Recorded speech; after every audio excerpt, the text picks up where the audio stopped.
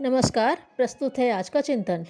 हम अपने भीतरी दृष्टिकोण को बदलें तो बाहर जो कुछ भी दिखाई पड़ता है वह सब कुछ बदला बदला दिखाई देगा। आंखों पर जिस रंग का चश्मा पहना होता है बाहर की वस्तुएं उसी रंग की दिखाई पड़ती हैं। अनेक लोगों को इस संसार में केवल पाप और दुर्भाव ही दिखाई पड़ता है। सर्वत्र उन्हें गंदगी ही दिख पड़ती है। इसका प्रधान कारण अपनी आंतरिक मलिनता ही है। इस संसार में अच्छाइयों की कमी नहीं, श्रेष्ठ और सज्जन व्यक्ति भी सर्वत्र भरे पड़े हैं। फिर हर व्यक्ति में कुछ न कुछ अच्छाई तो होती ही है।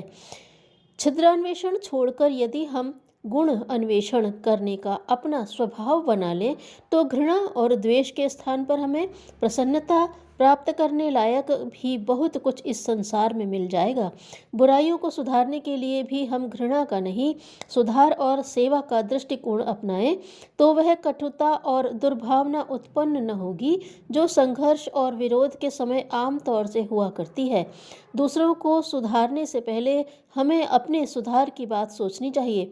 दूसरों से सज्जनता की आशा करने से पूर्व हमें अपने आप को सज्जन बनाना चाहिए।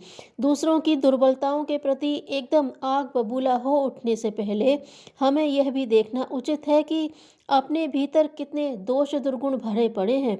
बुराइयों को दूर करना एक प्रशंसनीय प्रवृत्ति है। माँ के हाथ में 2 मिठाई के टुकड़े थे। अपने बेटे को बुलाकर कहा, बेटा ये ले, 2 टुकड़े मिठाई के हैं, इनमें से यह छोटा टुकड़ा अपने साथी को दे देना। अच्छा माँ। और वह बालक दोनों टुकड़े लेकर बाहर आ गया अपने साथी के पास। साथी को मिठाई का बड़ा टुकड़ा देकर स्वयं छोटा खाने लगा। माँ यह सब जंगले से देख रही थी। उसने आवाज़ देकर बालक को बुलाया, क्यों रे, मैंने तुझसे बड़ा टुकड़ा खुद खाने और छोटा उस बच्चे को देने के लिए कहा था, किंतु तूने छोटा स्वयं खाकर बड़ा उसे क्यों दिया? वह बालक अब सहज बोली में बोला, माता जी, दूसरों को अधिक देने और अपने लिए कम से कम लेने में मुझे अधिक आनंद आता है। माता जी गंभीर हो गई। वह बहुत देर तक विचार करती रही बालक की इन उदार भावनाओं के संबंध में। उसे लगा सचमुच यह मानवीय आदर्श है और इसी में विश्व शांति की सारी संभावनाएं निर्भर हैं।